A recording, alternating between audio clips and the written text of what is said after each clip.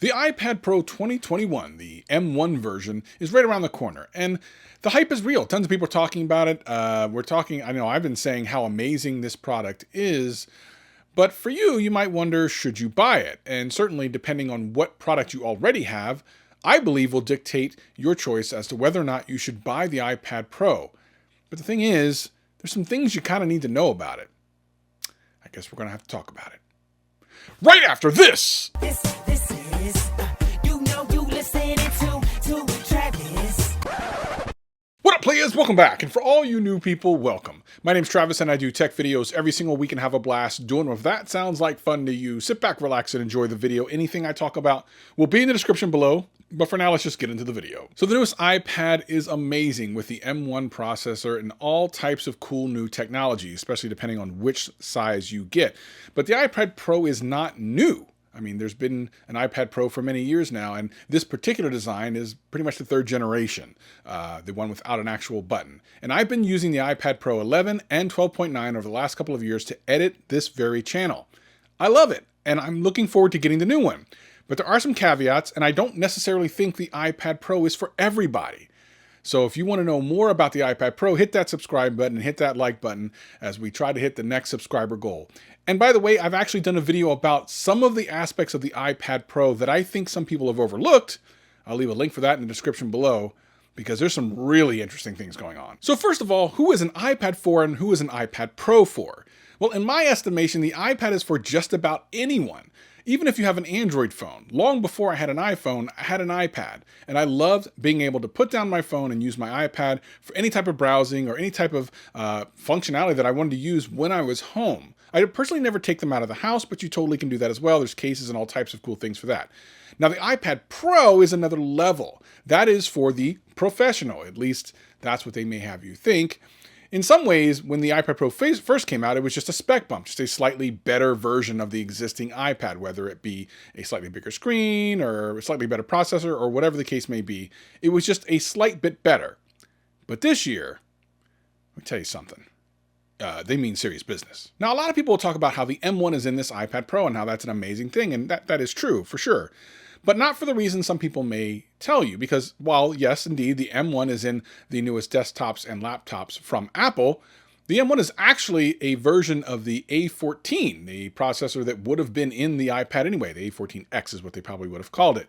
Just a different lettering convention, and with all the great press around the M1 processor, there was no reason to not call it the M1 into the iPad, and it really blew some people's minds. Ironically, the same exact thing that would have been in there anyway gets a little bit better press. Now, to be clear, in my videos about the MacBook Air, how amazing the M1 is in that, I mean, listen, I expect the same things from the iPad Pro, and I think a lot of people are the same. It's just interesting that when people talk about how this is going into the iPad and that it's a desktop level processor, which technically is true because, you know, the Mac Mini and the new iMacs have that exact processor. It's actually, again, more of an interesting thing that they took an iPad processor and put it into a desktop rather than the other way around. So again, that's not to say that it's not a beast processor. It absolutely is, or system on a chip, however you want to call it. But it's actually was going to be in this thing the entire time. Now, not only are there two sizes, there's actually two configurations of RAM on this iPad Pro, something that we've not really seen before.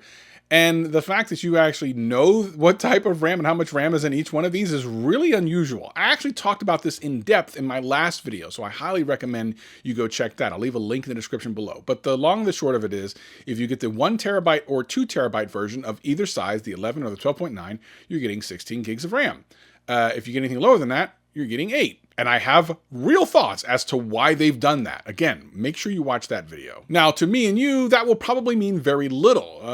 I don't believe you're going to see any real performance differences between all the apps and stuff that are available today. Notice I said apps available today. We'll have to wait and see what happens in the future. Now, if you want the latest display technology, you're going to have to go all the way up to the 12.9-inch version of the iPad Pro. And I will tell you, as someone who had the 11-inch 2018 up to the 12.9-inch version of the 2020 iPad Pro, The size difference is significant. And from my perspective, it's a lot about portability. But since I do all my editing on my iPad Pro, I wanted to be able to see more of my editing space. So the 12.9 made sense. For you, if you just want a really powerful iPad, I believe the 11-inch will do just fine. But again, if you want mini LED, you're going to have to get the 12.9-inch version with the extra size and perhaps some new accessories, which I will talk about furiously later. Both sizes now support Thunderbolt, which is a great way to transfer your videos and pictures to and from the iPad Pro. I mean, it's going to be super stupid fast. And again, the questions as to why they would need to do that, I think I've answered in my last video. But it's great to know that if you have an older version of iPad and maybe you transfer files to and from it and you don't want to use AirDrop, that you have a very fast wired way of doing that. If you're interested in doing video calls or anything like that, the front-facing camera now has a wide angle and is supposed to be a much better quality, along with this center stage thing where it keeps you in the center of the video as you move around it. I mean, it looks pretty cool. It's pretty neat for some things. I don't know how much you're going to use that. For me, that actually would almost make more sense to have that technology in base level iPads where people are doing a lot of FaceTime calls and stuff. And I suspect we'll see that kind of trickle down over time because it's more of a technology thing than anything. They just need a wide angle lens and then the software to do it. So maybe you just put that on the next iPad. I would just not buy an iPad for that particular feature. I can't imagine anyone would. The 11-inch version of the iPad Pro is the same price as last year. So basically, if you were looking at getting one of the iPad Pros in the last couple of months but didn't pull the trigger, you should definitely pull the trigger on the 11-inch this year. However, if you're looking for the 12.9, that actually went up $100. And of course, we can kind of blame the micro LED screen for that, which allegedly will look better and will have deeper blacks and some other cool things. So we won't really know until we see it. I highly recommend that you go to your local Apple store and look at the two side by side and see if you can see a difference and see if you think it's worth the money. Again, really, it's more about the size than the display panel in my estimation, but that new mini LED display will get really bright. And it's awesome for HDR. The iPad Pro now supports 5G, and I'm going to say if you have an iPhone already, you may not even need to get this, as iPhones and iPads can actually hotspot to each other like seamlessly, like it's a feature. It's pretty darn cool the way it works. It's pretty amazing. I can't really see a reason why you would have to get the 5G version and just not hotspot from your phone, but if you have a reason why, leave me a comment below and tell me why. And by and large, if you have accessories from the 11-inch iPad Pro from last year or the year before, they should work with this new version. But there's a little bit of controversy when it comes to the 12.9 version, which is what I have. If you went out and bought the stupid expensive Magic Keyboard, like I did, there is now a rumor, I guess you could call it, that it won't work with this newer version of iPad Pro, presumably because it's a little bit thicker. Now, I don't know if that part is true, if that's the reason why, but here's a couple of things that are true. Number one, the 2020 version of the Magic Keyboard, which you would think if it was working with the newest version, is no longer available on Apple's site. They've put out the new version. Now, we don't know what the difference there is, other than there's now a white color, but that does not bode well. Now, there's a lot of talk on the internet right now saying that it's more about how it won't close all the way, I guess because it's a little bit thicker. Does not mean that it won't work. Like your keyboard might actually work, but we don't know. And unfortunately, until we have them in hand, we won't know. But just keep in mind, if you're getting the 12.9 inch like me, and you already have a Magic Keyboard, you may have to rebuy a Magic Keyboard, which, by the way, if that's the case, I'm going to throw the thing into the ocean. Now, not everyone upgrades every single year. I mean, you shouldn't need to. If you have the 2020 version of the 12.9 iPad Pro, I'm not going to suggest you upgrade to this version. But I mean, for God's sakes, like, come out with a product that would last more than 1 year, one product. And again, yeah, you shouldn't buy a product hoping and praying that it'll work for the next year's product. Okay, you buy it for the year you got it. But if it works for the 11-inch, come on, man, can't you figure this out? And if there's no program by Apple to like help trade it in and give me some type of credit, now you've got to try to sell your Magic Keyboard either by itself or bundle it with your iPad Pro. And if someone wants to buy your iPad Pro, they may not want the Magic Keyboard, or at least pay more for it. So Apple kind of sticks you. Appreciate that, Apple. Appreciate that. But does that mean that it's not going to work? No, we're going to have to wait to find out. Hit the subscribe button. I'll be doing a review. I'll let you know if it works or not. Promise you, I'll let you know. But should you buy the 2021 version of the iPad Pro, the M1 version of the iPad Pro? Well, again, I'm going to split this into professionals and pretty much everyone else. Everyone else can get along with the iPad Air, the new one that looks kind of like an iPad Pro, or the base level iPad, which is just over $300. and get the vast majority of the same functionality. Be quite honest, I mean, most of you do not need an iPad Pro. It's not really going to do anything for you.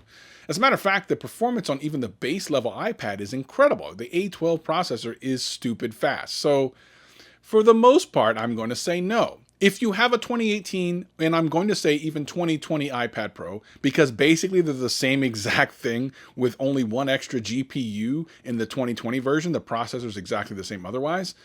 Again, I'm going to say no, unless for some reason that mini LED display on the 12.9 inch is something that you need, not necessarily just want, but absolutely need. When it comes to me, I probably am going to do it because I run my business off of it. I edit my videos on here. It's going to help me somewhat, at least I hope, either edit and export videos faster or make me, give me the ability to see colors better or something. I don't know. Listen, I'm doing it because you guys want me to get it and review it for you so you don't have to buy it. That's basically the reason. And at the end of the day, if you have not bought anything and you were thinking about getting an iPad Pro, there's no reason to not get this.